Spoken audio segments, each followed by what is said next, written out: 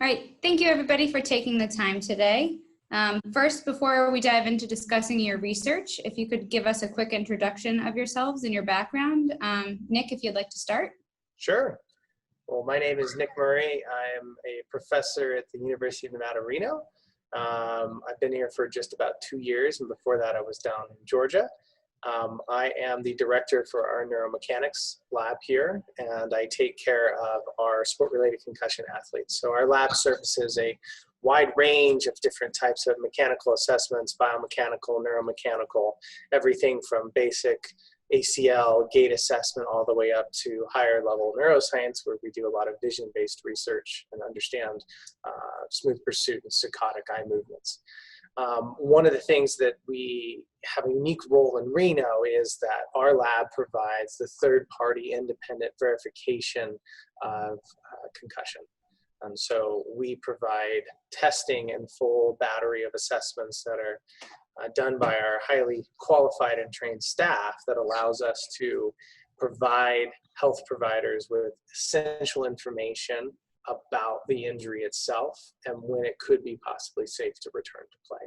So I look at us as almost like glorified x-ray technicians, where you can't get the x-ray done right if it's not done in the correct way. If someone's breathing or moving however it is, you're going to have bad test results. So we do the most accurate test results we can and help people in that manner, and allows us to do research on those folks as they come in. So our current caseload of concussions can be anywhere of 200 plus athletes that come to our facility every year. Wow. Great. Well, thank you for that introduction. Philip, if you'd like to go next.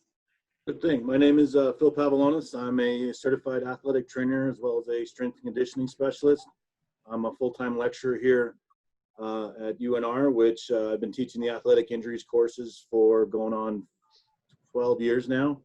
And I just 2 years ago, along with Nick, was hired on full-time.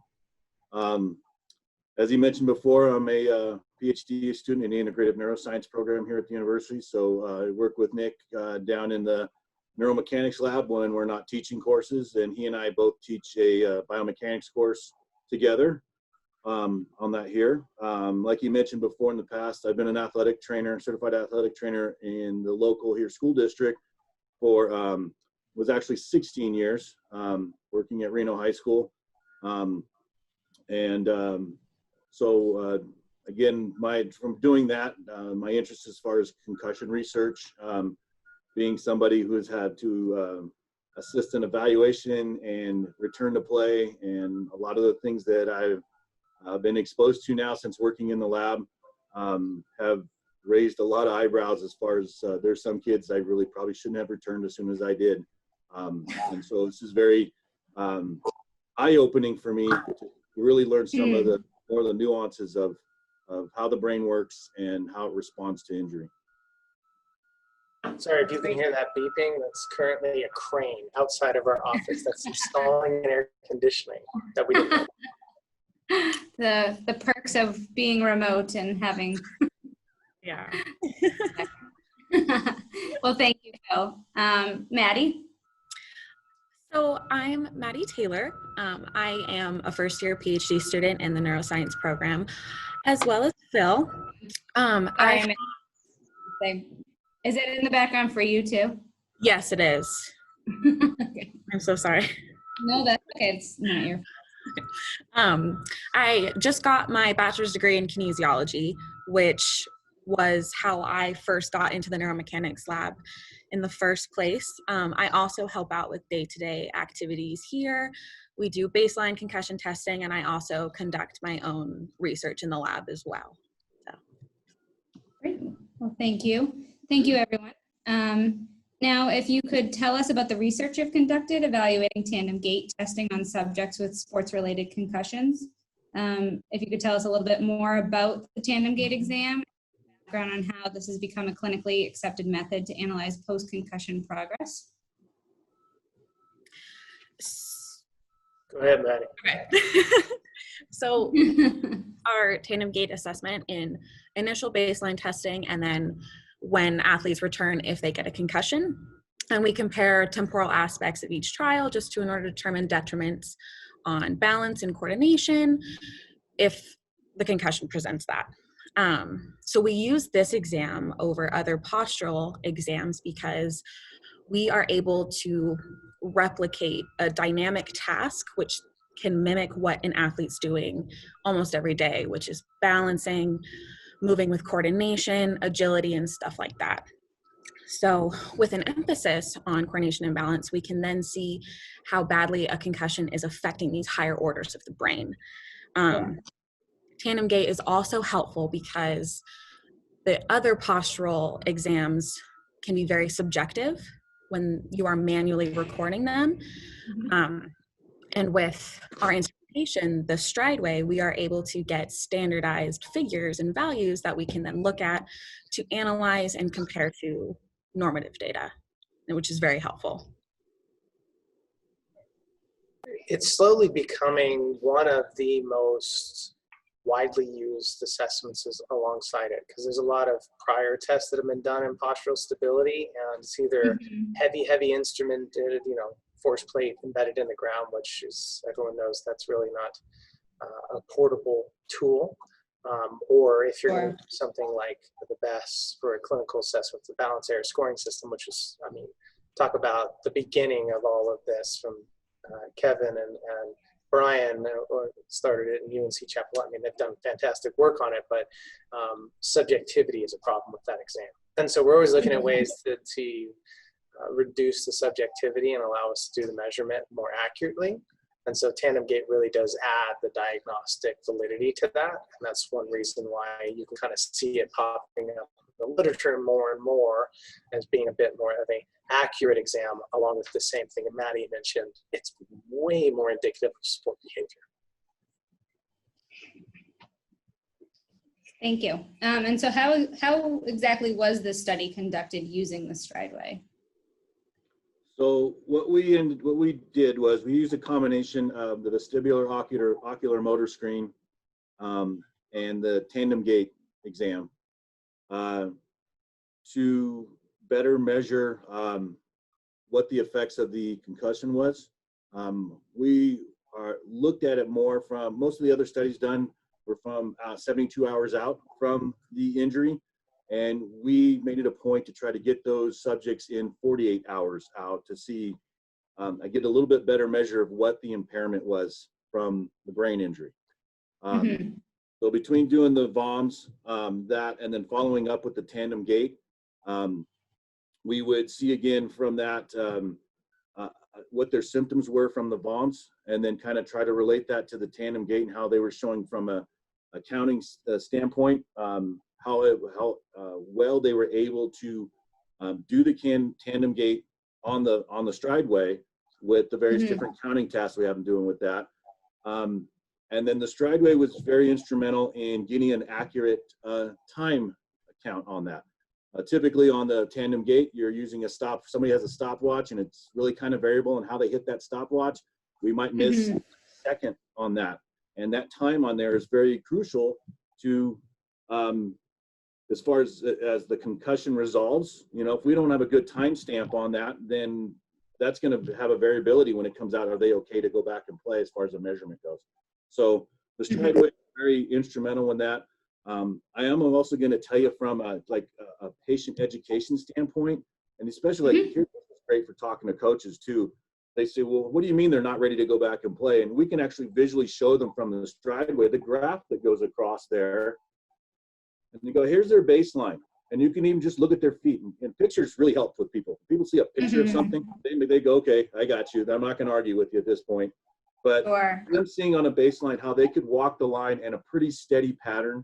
And then we show them, here's where they're at now. They're still, let's say 3 weeks out, and they're still swaying from side to side. And that center of pressure that you can measure with that it's a helpful tool, especially with patient education. That's great. Thanks, Phil. So I would say, to expand just a little bit on that, with this particular, the beauty of the Strideway in this circumstance and how we were able to use this in the study methodology is it's a lower tech option, and not lower tech in terms of its ability to complete the exam, but it's more cost effective and able to do a bit more than what we're expecting, which was really nice. So in this particular study, one of the big crux of it is we're looking at this acute injury aspect, which not a lot of people have really done before. And we want to be able to understand tandem gait is impaired. You walk slower following a concussion. Well, congratulations. Guess what? I walk slower when I hit my head too. You know, fall and hit your head, you're not going to be as steady on your feet as you anticipate. So the real question is why? And so not having to use motion capture, these other aspects of some of the things tandem gait, instrumented tandem gait, what we did with the Strideway allows us to take over and do that circumstance. But this is really one of those first studies that looks at the acute aspect of it.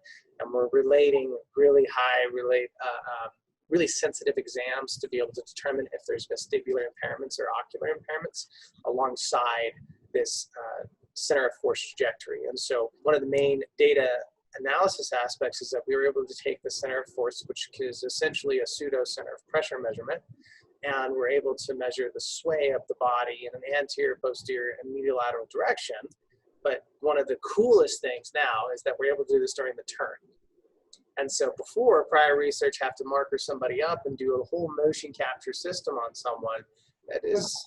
That's good. That's actually one of the gold standards, but it doesn't necessarily inform us, and it takes too much time. And so with this particular assessment, we wanted to look at it from a center of pressure standpoint during the continuous aspect of the trial, including what happens to them leading up to the turn, what are they doing during the turn, what's their behavior during the turn, and then what happens following the turn.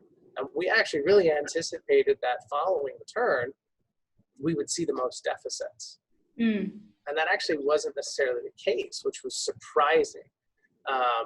But for the most part, the turning aspect is something that you aren't able to capture a lot of the time with other materials.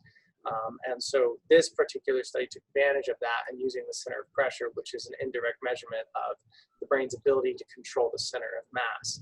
And so it informs not only the timed components that we see in the literature from a clinical perspective. Now it says, cool, the time tells you X. Now what does the center of pressure tell you about the brain's ability to control that movement? And so that's kind of the exciting part, I would say, about this particular methodology. That's great. Thanks, Nick. Obviously, you just mentioned the surprising results about the turning, but were there any other results that you would like to discuss and any other results you were surprised about?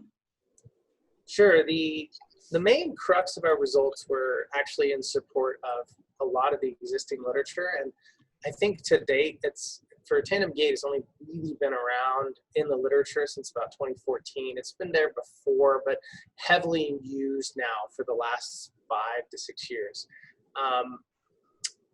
We found a lot what other people found. So obviously when you have a concussion, you're doing tandem gait, heel to toe walking, you walk slower than everybody else, which means you have reduced velocity in a forward progression. So you have, since time is obviously affected, velocity will be affected as well. So your gait velocity goes down in general. One of the things that was really interesting, and it supports other literature, but no one has done this again prior, where during the turn, they take larger step widths and they have actually more conservative stepping patterns. So when they make that initial turn, and it's an in-point turn is what it's supposed to be. So you get to the end of the Strideway, you get to the end of the measurement, you're supposed to do a 180-degree flip and then walk back the other way quickly. Right. Well, our concussions do that, but they typically step larger, farther out, and they have more movement in the medial lateral direction, which hasn't really been observed before. So that's one of the cool things, is that the turn is really the impairment from what we're noticing, which gives us an idea of, do we really need all the other aspects of tandem gait? Could we have somebody just turn and point and then have them walk? And so one of the aspects we found is that regardless of what pass, if you're walking down to the turn or walking back, the time that it takes to complete the exam is delayed on all of those, not just one section.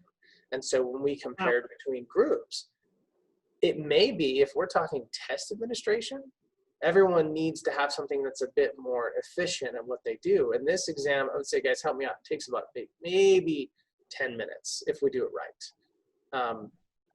which 10 minutes when you're conducting 700 baselines is a lot of time. And so if you're able to cut that in half potentially and do it more efficiently, maybe that's a benefit to some people. You know, years ago, we modified the balance error scoring system.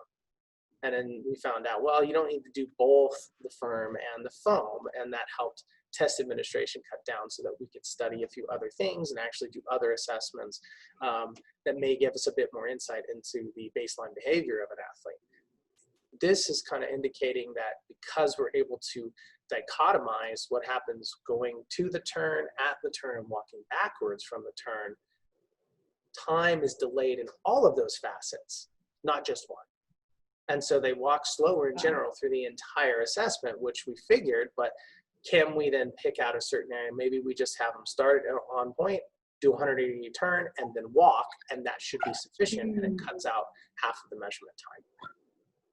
Wow. Whether that's a good thing or not, we don't know yet. We still have to test that, but that's an opportunity and something that this results kind of support.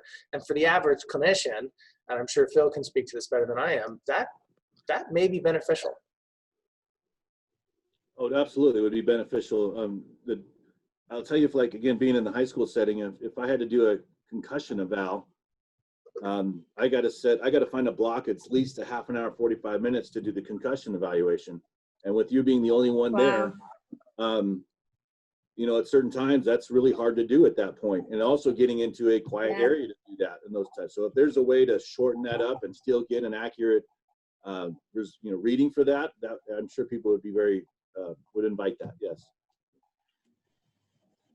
That's great. That's one of the benefits of using the Strideway, because we're able to quarantine off those particular assessments and then use accurate spatial temporal characteristics during that gait cycle and really get the time domain more than anything else accurate. Because when you're using a stopwatch, you're always delayed a couple milliseconds, if not sometimes a full second, depending on how you're doing it.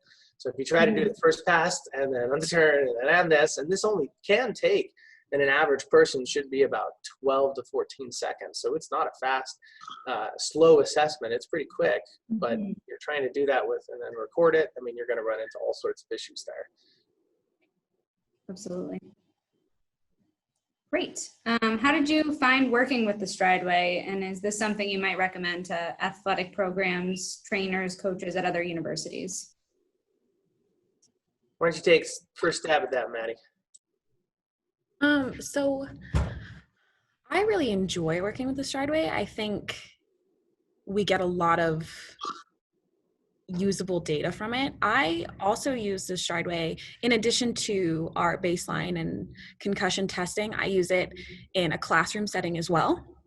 That's great. We actually have our undergraduate biomechanics class come down and use it for velocity, acceleration, and other gait aspects that they can then learn about. And so a lot of my initial experience with the Strideway was in that setting. And so I would recommend it for concussion testing, but also utilize it for the plethora of ways that you can teach with it as well.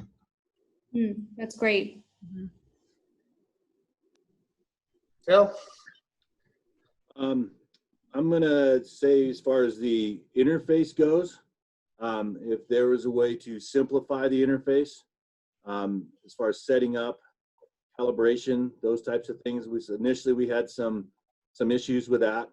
Okay. That was as far as like you were talking about it, and granted we were in a lab, but we're trying to do this from a baseline standpoint.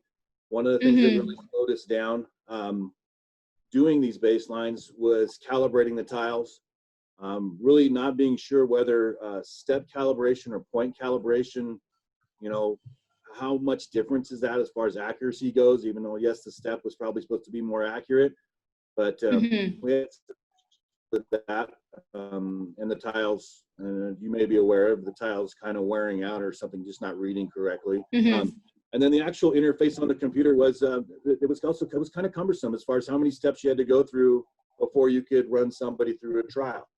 So if there was any hiccups on that, you know, we have a subject waiting there, and there were times where we were all going, we don't understand what's wrong, or how come this isn't calibrating, or going through all those steps. So Those are some issues that I felt could be a little smoother from that standpoint. I liked what the end result was, though. I liked how the data you could see with it and what you could do with it and those types of things. So I like the tool in itself, but I would like to see, again, a little more user-friendly interface from the computer standpoint, and then a means of, or what's a more efficient and quicker way of calibrating, so we could get on with the data collection, because we love it for data collection. Yeah, absolutely. No, and I would Great. agree on that. And that's one of the beauties of it is the hardware is fantastic. The hardware does its job. It's one of the very first pressure mat systems that I know of that can do vertical ground reaction force. And that's really usable. You have so many applications with that translate that, we use it for teaching purposes. We can use it for jump analysis too, which, it's load cells, so you don't want to load them out too much, but you can do it. And it's actually very accurate, and it suffices for a force plate in a lot of different ways. The beauty of what I think the Strideway brings to the table is that it's not a force plate.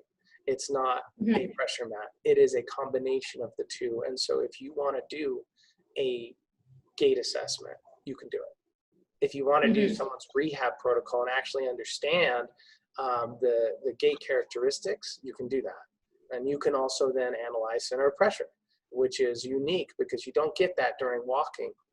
You usually get that with just a single force plate. Somebody steps on it, you have to use inverse dynamics, or you just get a tiny snapshot. Or if you've ever been to UCLA, they've got basically all these force plates in a row that you can want to run and walk over, but then you have to do sequential addition between the forces across the plates. And so one of the things is, in terms of the hardware side, it's exponentially better than everything that I've ever used on the market in terms of being able to have out-of-the-box plug and play. Can we enhance the software, like Phil was saying?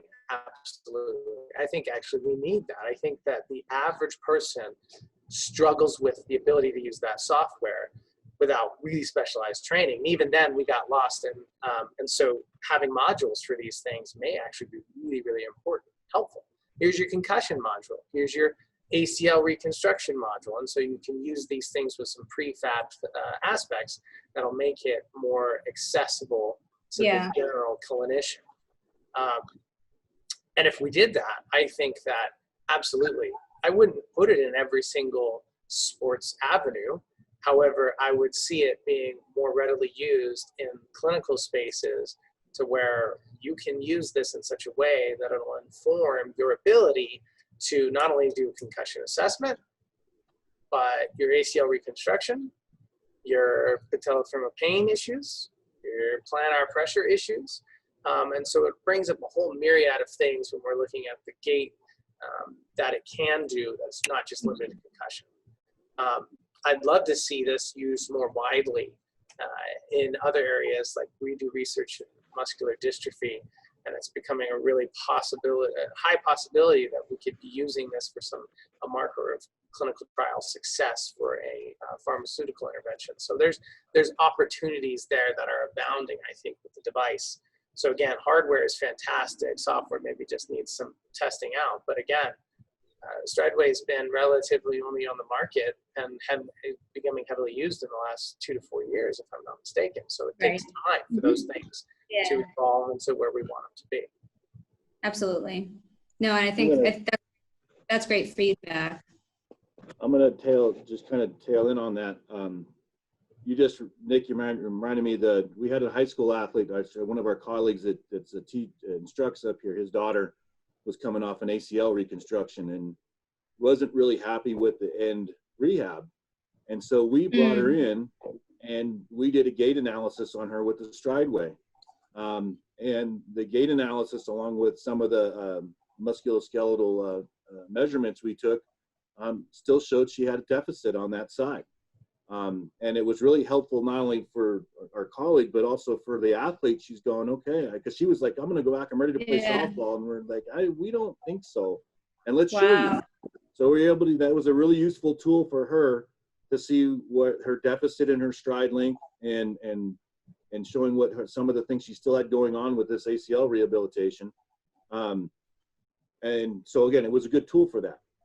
Secondly, if this was going to be used in a PT clinic setting or even an athletic training room setting, at a university level, that interface, those people don't have a ton of time to sit there and set up and sit there and go, somebody go that. That would take, if they came in for a gait analysis on a Strideway, they would have to set probably an entire hour out for that person to do that.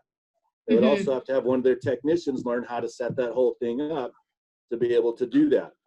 Now, if you can imagine in a busy orthopedic PT clinic or even an athletic training room, that's not always the case. So for them to say, okay, yes, you can do this from a marketing standpoint. If they saw this, what they had to do for as far as setup goes, that would probably deter them from putting something like that in their clinic. Now, if you had, like Nick was saying, hey, there's the gait analysis module, pull this up right here, you set up this parameter, and go, and they can get somebody walking and getting measurable data within 5 minutes, you might have something there. Yeah, that's really great feedback, and we really appreciate it. Like Nick said, Strideway is a fairly new hardware platform that's been out in the market. Obviously, Tekscan's been making pressure mats and platforms for a number of years, but it's great to hear the success that the hardware is having, and taking the software from a very research-oriented approach to a more clinical approach is definitely something that we're going to do going forward. So, all right. Do you have any additional or next steps for this research? There's quite a bit of things that our lab wants to do with it, and I think we're taking it in multiple directions. I know Maddie is going to share a little bit about what you're doing with kind of what you're thinking in terms of the vision side, since we have a whole gamut of, and just to reiterate, our lab's kind of main focus is not only just to take care of these athletes that have concussions and do things the right way in terms of instrumentation and measurement, but at the end of the day, there's so many clinical tests and there's so many research-based tests. Yeah. What do they mean? And so I had the opportunity to be a guest editor for a recent article, a series of articles that we published, talking about how do we take some of our exams that we use in a microcosm from a very minute neuroscience perspective or biomechanics perspective, and what does that mean for the average clinician? Well, our lab does some of that, but it also works the other way, where we take the clinical assessments and we say, this is what we're trying to actually find out about the brain's potential impairment. This is what a slower time on the tandem gait means. And so, yes, the average clinician may not understand that, may not want to use that, but at least now we're informing the scientific community. So we're trying to go back and forth, and we're trying to understand the nuances and the microcosm that is concussion alongside all of these other tools. And so not only are we pairing these individual things together, and we're trying to say, okay, well, if you have an impairment in your vestibular or ocular system, what does that mean on this test? So Maddie, why don't you share a little bit about what you were thinking in terms of next steps? So a lot of my current research right now that I'm looking into involves dynamic and static visual acuity. And so I work with eye tracking and other projects involved in that, but I also am just interested in seeing how certain visual inputs or other obstacles could impair or just affect gait in general when comparing concussion and normative data. And so I would use the Strideway most likely for collecting that data just to see, maybe potentially with the center of pressure data that we've already have kind of dived into, but that's definitely where my next steps, it's where my brain tends to go when I think about how to continue to use this for future projects and stuff like that. That's great. Concussions are such a multifaceted issue. There's no one thing that is the best tool to use, and there's not one test that's going to be the best, going to give you a lot of things. And vision research recently has really kind of shown us that there's a whole host of problems. And vision seems to be a really good way of measuring indirect damage to the brain as other postural mechanisms and gait and these type of things. But again, why are they walking slow? And I think Maddie observed the other day, our concussions have a tendency during tandem gait to really, really focus on their coordination. They know they have a coordination issue, their body knows, and so they're trying to protect against additional movement too much so they don't fall. So they're looking at their feet more during the task, which we don't control for that. We don't tell them focus on a dot on the wall or however it is, and that's not how the test is run. It's you run it your own way. But our concussions seem to look at their feet more. And so are they requiring more visual feedback in order to actually complete the exam? And is that a big process of why they're slowing down? And so actually doing eye tracking during some of these tasks and taking a look at the ecological validity or even the real world setting of these potential impairments during these gait tasks could actually inform, yes, they're looking down more, a pretty simple assessment, or, you know, why are they looking down more? Does that visual paradigm need to be enhanced? And they need more information in order to process possible problems. So I think from our perspective is, yes, we instrumented tandem gait. Now we need to do this. And we actually we have a lot of high schools that we work with, and we're going to be doing this with adolescents as well to see if we see the same issues there, which, you know, I'm pretty certain that they are. They may be exaggerated or they may be less. But starting to pair this with other heavier neuroscience techniques like eye tracking to try to understand why even further outside of just looking at center pressure and stability. It's really interesting. What do you think, Phil? What were you thinking for next steps? Next steps that my research line is really kind of focused on doing some of these concussion assessments in a VR setting with the hopes of trying to making this something that can be used clinically. But as we were kind of sitting around thinking about things that future steps of using this, especially with the Strideway, is probably doing some type of VR application with the Strideway to see how, if the VR unit will change some of that center of pressure, maybe even how they do the tandem gait. Maybe we use the VR to give them something to look at so they're not looking down, and see how that affects the test and the tandem gait test. And then some just toying around from another clinical aspect. And again, that's my background from more of a clinical and evaluation perception here.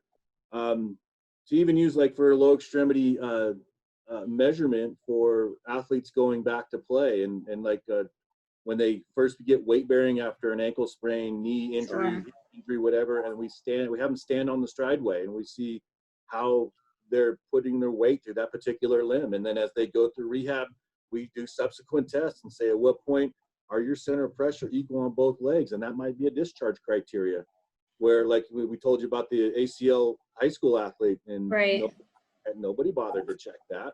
And that girl got discharged. So this might be a great tool for a discharge criteria. Much longer, they used to do like a Biodex test for knees and stuff. So that's where I see some of this going in applications with that. And even, I think even Tekscan has just a center of pressure one plate I saw advertised at one point. We were actually considering getting that for a high school at one point to use that for again, a post-injury type of a test assessment thing. So I see a lot of applications from that standpoint, from a clinical perspective. That's great. Thanks, Phil. Yeah, I would say, again, the Strideway has so many uses. It's really flexible, and that's one of the big pieces. I mean, I also don't buy stuff from people I don't know, and obviously I know you guys in the company really well, so that helps. But at the end of the day, there's a lot you can do.